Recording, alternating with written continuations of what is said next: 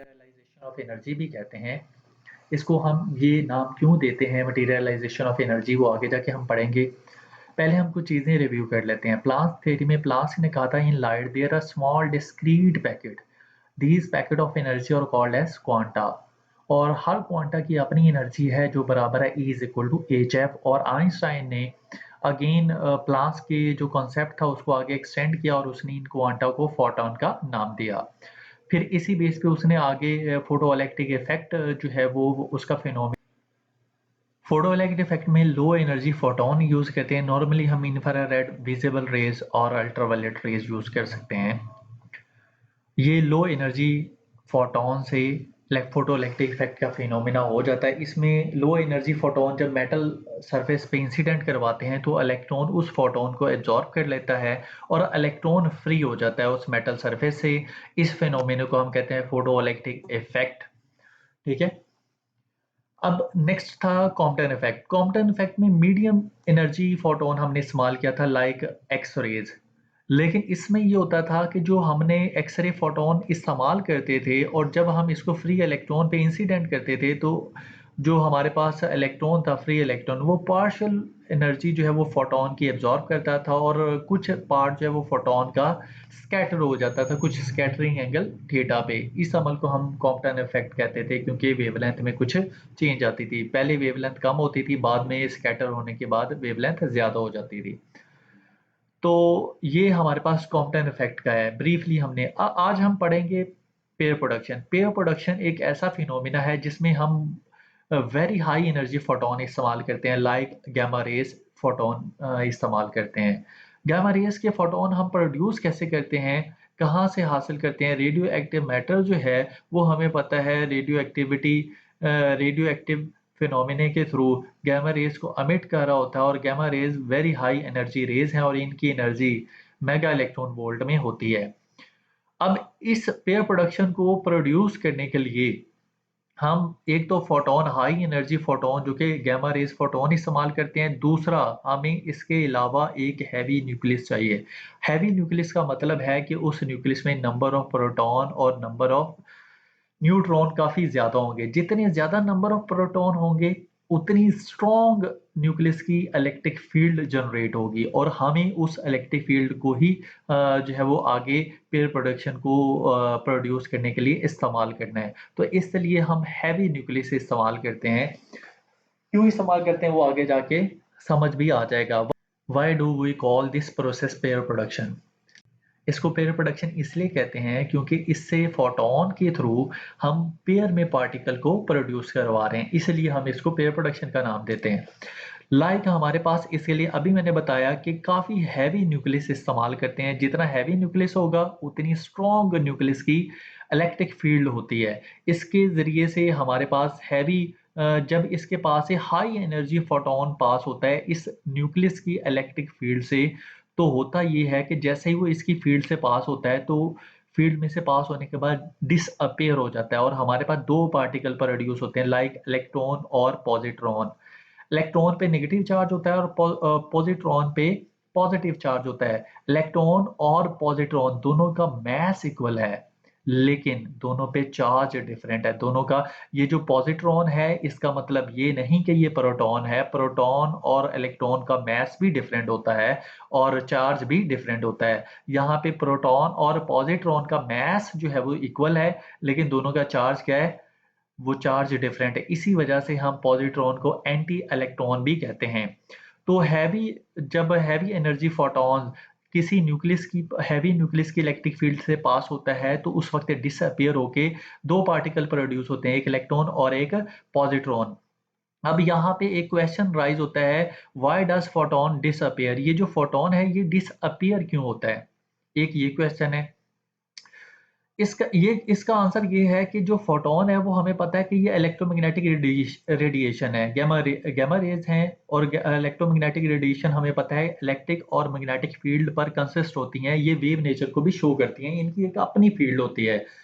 इस फोटोन की जो फील्ड होती है जब कोई भी वो किसी हैवी न्यूक्लियस की स्ट्रॉन्ग इलेक्ट्रिक फील्ड के पास से गुजरती है तो ये जो स्ट्रॉन्ग इलेक्ट्रिक फील्ड न्यूक्लियस की है वो इस फोटोन की फील्ड को अपोज करती है, रोकती है। और जब ये इसको रोकती है तो जब ये इस पे फोर्स लगाती है तो उस वक्त क्या होता है, ये क्योंकि ये बहुत ज़्यादा हाई स्पीड से मूव कर रहा होता है, जब ये हैवी न्यूक्लियस की फील्ड इसको स्टॉप करवाती है तो उस वक्त इसकी जो एनर्जी है वो मास में कन्वर्ट हो जाती है। एनर्जी उस वक्त किस में कन्वर्ट हो जाती है, वो मास में, क्योंकि फोटोन जो है वो स्पीड ऑफ लाइट से मूव कर रहा होता है। हैवी न्यूक्लियस फील्ड जो है वो इसको स्टॉप करती है और ये जो है वो डिसअपीयर हो जाता है उस वक्त, और ये मास में कन्वर्ट हो जाता है। अब ये कौन सी कंडीशन है जिस पे ये फोटोन जो है वो मटेरियल पार्टिकल में कन्वर्ट होगा। अब यहाँ पे आप देखें कि ये जो एनर्जी है वो मटेरियल पार्टिकल में जो है वो कन्वर्ट हो रही है, इसलिए पेयर प्रोडक्शन को हम मटीरियलाइजेशन ऑफ एनर्जी भी कहते हैं कि एनर्जी जो है वो मटेरियल में कन्वर्ट हो गई। और इसको पेयर प्रोडक्शन क्यों कह रहे हैं, क्योंकि जैसे ही फोटोन जो है वो डिसअपीयर होता है तो दो हमारे पास पार्टिकल प्रोड्यूस होते हैं पेयर की शक्ल में, इसलिए ही हम इसको पेयर प्रोडक्शन का नाम देते हैं। अब ये जो पार्टिकल हैं इनके पास कितनी एनर्जी होगी। अब ये जो इलेक्ट्रॉन जो यहाँ पे प्रोड्यूस हुआ, इस इलेक्ट्रॉन का जो रेस्ट मास होता है वो हमें पता है m नॉट है, और रेस्ट मास जो है वो मूविंग मास से कम होता है। हमें पता है कि जो मूविंग मास होता है according to Einstein relativistic effect के मुताबिक m बराबर होता है m nought divided by 1 - v² over c²।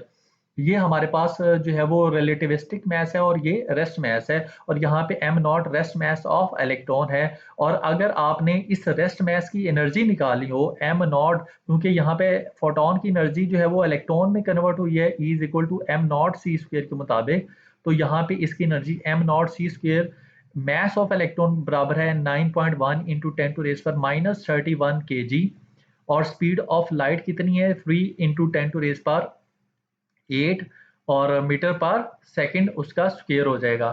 तो उसका यहाँ पे डिवाइड कर दें उसको, आप ये जो आंसर आएगा ये आपके पास जॉल में आएगा। अगर आपने इसको इलेक्ट्रॉन वोल्ट में डिवाइड करना है, कन्वर्ट करना है, तो 1.6 इंटू 10⁻⁻19 से कूलम से आप डिवाइड कर दें, आपके पास आंसर आएगा 0.511 मेगा इलेक्ट्रॉन वोल्ट।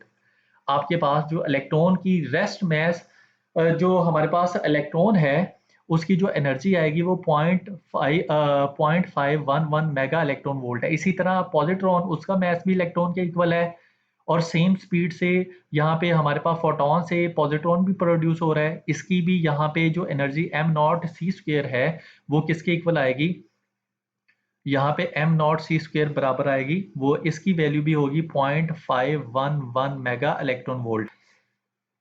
अगर तो फोटोन से इलेक्ट्रॉन और पॉजिट्रॉन प्रोड्यूस हो रहे हैं और ये मूव नहीं कर रहे, रेस्ट की हालत में है, तो उस वक्त इनको प्रोड्यूस करने के लिए, इलेक्ट्रॉन को प्रोड्यूस करने के लिए भी 0.511 मेगा इलेक्ट्रॉन वोल्ट चाहिए, और जो पॉजिट्रॉन है उसको प्रोड्यूस करने के लिए भी इतनी एनर्जी चाहिए। दोनों को आप सम करें तो 0.5 ये आपके पास आंसर आएगा 1.02 मेगा इलेक्ट्रॉन वोल्ट।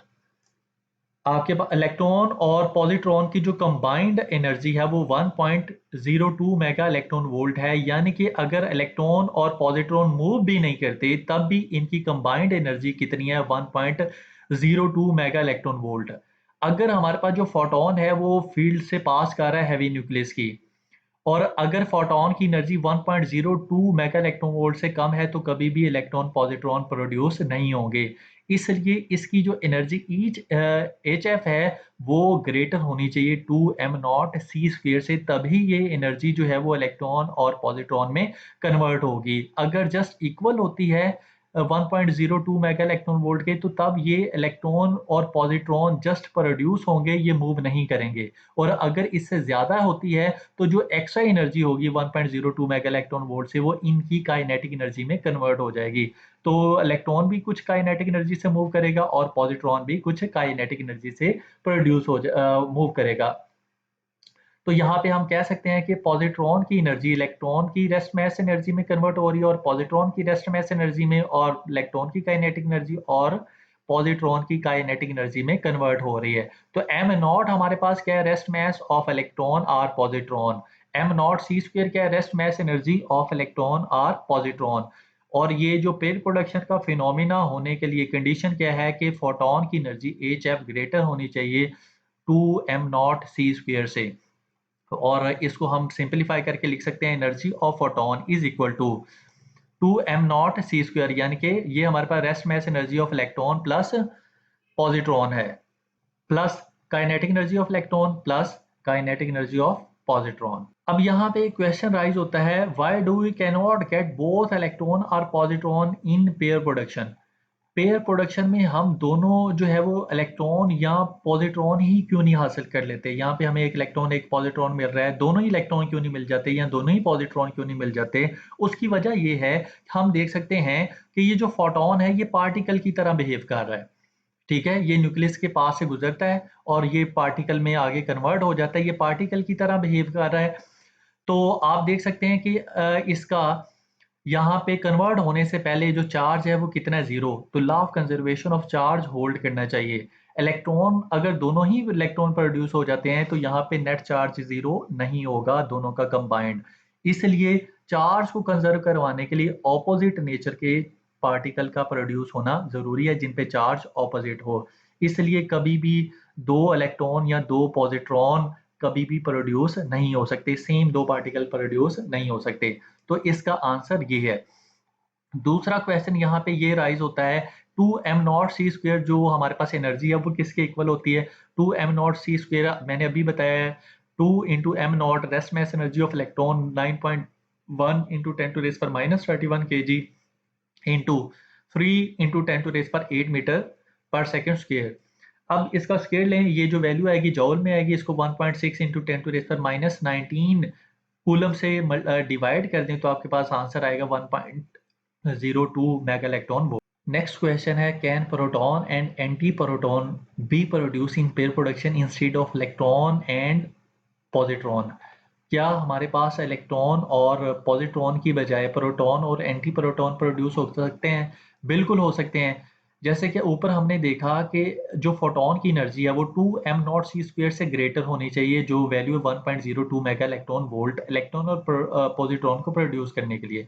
अगर हम चाहते हैं कि हमारे पास प्रोटॉन और एंटी प्रोटॉन प्रोड्यूस हों तो उसके लिए यहाँ पे जैसे रेस्ट मास हमने किसका पुट किया, वो इलेक्ट्रॉन का पुट किया। अगर आप यहाँ पे रेस्ट मास वैल्यू प्रोटॉन की पुट कर दें और आपके पास जो भी वैल्यू आएगी एनर्जी की, उतनी एनर्जी का फोटोन जो है वो हैवी न्यूक्लियस के पास से जो है वो गुजारेंगे, तो आपके पास प्रोटॉन और एंटी प्रोटॉन भी प्रोड्यूस होंगे। क्वेश्चन यहाँ पे राइज होता है कि इलेक्ट्रॉन और पॉजिट्रॉन हमेशा ऑपोजिट डायरेक्शन में क्यों ट्रेवल करते हैं। उसकी वजह ये है कि हमारे पास जो फोटोन है, आप देख सकते हैं यहाँ पे फोटोन जो है वो पार्टिकल की तरह बिहेव कर रहा है और इसका परपेंडिकुलर डायरेक्शन में कोई भी मोमेंटम नहीं है। तो यहाँ पे ये दोनों ऑपोजिट डायरेक्शन में इसलिए मूव करते हैं क्योंकि इनका जो वाई एक्सिस के लॉन्ग मोमेंटम है वो नेट मोमेंटम कितना हो, जीरो। इसका पॉजिटिव वाई एक्सिस की तरफ मोमेंटम और इसका नेगेटिव वाई एक्सिस की तरफ जो मोमेंटम है वो कंबाइन होकर कितना हो जाते हैं, जीरो हो जाते हैं। और ज़रूरी नहीं है कि ये दोनों ऑपोजिट डायरेक्शन में 90 डिग्री के एंगल पे ही ट्रैवल करें, ये किसी भी एंगल पे जो है वो ट्रैवल कर सकते हैं प्रोड्यूस होके। लेकिन इन दोनों का जो एंगल है वो एंगल इक्वल होगा और ऑपोजिट होगा और इनका जो नेट मोमेंटम है उनकी वजह से वो क्या होगा, वो ज़ीरो होगा। तो ये बात आपने याद रखनी है। तो ये था पेयर प्रोडक्शन, इससे रिलेटेड ये क्वेश्चन। अब यहाँ पे एक और क्वेश्चन एक्सरसाइज में पूछा जाता है कि क्या पेयर प्रोडक्शन जो है वो वैक्यूम में हो सकता है। बिल्कुल भी नहीं हो सकता। उसकी वजह ये है कि जो फोटोन है उसको मटेरियलाइजेशन ऑफ एनर्जी के लिए कोई हैवी न्यूक्लियस की जो फील्ड है वो लाजमी तौर पे चाहिए। अगर वैक्यूम होगा वहाँ पे कोई हमारे पास हैवी न्यूक्लियस ही मौजूद नहीं होगा तो कभी भी फोटोन जो है वो कन्वर्ट नहीं होगा पार्टिकल और एंटी पार्टिकल में, और वहां पे जो है वो पेयर प्रोडक्शन का फिनोमिना नहीं होगा।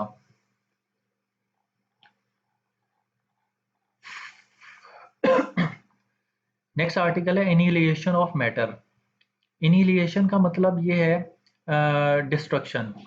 ये फिनोमिना पेयर प्रोडक्शन का बिल्कुल रिवर्स फिनोमिना है।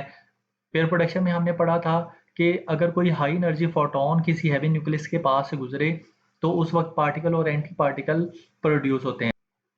वो जो पार्टिकल और एंटी पार्टिकल पेयर प्रोडक्शन में प्रोड्यूस होते हैं वो ज़्यादा देर तक स्टेबल नहीं रहते। जो एंटी पार्टिकल प्रोड्यूस होता है वो फौरन से अपने पार्टिकल के साथ जो है वो कंबाइन होता है और वो उस पार्टिकल जो है वो अपने एंटी पार्टिकल को डिस्ट्रॉय कर देता है। तो यहाँ पे भी इलेक्ट्रॉन और पॉजिट्रॉन, इलेक्ट्रॉन की जो एनर्जी है वो 0.511 MeV है, और पॉजिट्रॉन की भी एनर्जी 0.511 MeV है। जब ये दोनों आपस में एक दूसरे की ऑपोजिट डायरेक्शन में मूव करेंगे, तो जब ये आपस में एक दूसरे को मिलेंगे तो वहाँ पे डिस्ट्रॉय कर देंगे, और इनका जो मैस है वो दोबारा एनर्जी में कन्वर्ट हो जाएगा। तो और हमारे पास दोनों फोटॉन जो है वो उतनी ही एनर्जी के प्रोड्यूस होंगे जितनी एनर्जी के यहाँ पे पार्टिकल और एंटी पार्टिकल थे, और दोनों फोटॉन ऑपोजिट डायरेक्शन में मूव करेंगे। क्यों ऑपोजिट डायरेक्शन में मूव करेंगे? क्योंकि यहाँ पे ये दोनों फोटॉन्स पार्टिकल की तरह बिहेव कर रहे होते हैं। यहाँ पे पार्टिकल ऑपोजिट डायरेक्शन में, इनका मोमेंटम, नेट मोमेंटम कितना है, 0। और यहाँ पे जब ये दोनों फोटॉन एनर्जी जो है वो जब यहाँ पे ये दोनों फोटॉन्स प्रोड्यूस हो जाते हैं, तो ये दोनों भी ऑपोजिट डायरेक्शन में इसलिए मूव करते हैं ताकि इनका जो नेट मोमेंटम है वो क्या रहे, वो कंजर्व रहे। और यहाँ पे आप देख सकते हैं कि बिफोर इनहेलिएशन जो टोटल चार्ज है वो कितना है, 0। और बाद में जो फोटोन है उनका चार्ज भी कितना है, 0। तो यहाँ पे law of conservation of charge, law of conservation of mass और law of conservation of energy, ये पेयर प्रोडक्शन और एनिहिलेशन ऑफ मैटर दोनों में ही जो है वो अप्लाई होते हैं। और मैथमेटिकली हम इसको इस तरह से लिखते हैं कि इलेक्ट्रॉन और पॉजिट्रॉन जब आपस में कंबाइन होते हैं तो दो गैमा फोटॉन्स प्रोड्यूस होते हैं। और जो हमारे पास पार्टिकल और एंटी पार्टिकल है, इसकी डिस्कवरी को 1928 में डायरिक ने सबसे पहले जो है वो पॉजिट्रॉन की प्रेडिक्शन की थी कि वो जो है वो कायनात में एग्जिस्ट कर सकता है। तो इसको 1932 में कॉरल एंडरसन ने जो है वो पॉजिट्रॉन को डिस्कवर कर लिया था। और अब हमने आर्टिफिशियली प्रोटॉन और एंटी प्रोटॉन पार्टिकल्स को भी लॉरेंस बर्कले लेबोरेटरी में प्रोड्यूस कर लिया है। तो ये हमारी अचीवमेंट है। कहा यही जाता है कि कायनात में हर पार्टिकल का एंटी पार्टिकल है, और जब पार्टिकल अपने एंटी पार्टिकल के साथ मिलेगा तो डिस्ट्रॉय हो जाएगा। और क़यामत वाले दिन भी हो सकता है ऐसा ही हो कि पार्टिकल जो है वो अपने जितने भी एंटी पार्टिकल हैं उनके साथ कंबाइन हो, और वहाँ पे एनिहिलेशन ऑफ मैटर जो है उसका फिनोमिना होगा, और हर चीज़ जो है वो दोबारा मैटर से एनर्जी में कन्वर्ट हो जाएगी। तो ये टॉपिक है, इससे रिलेटेड कुछ एमसीक्यूज भी हैं।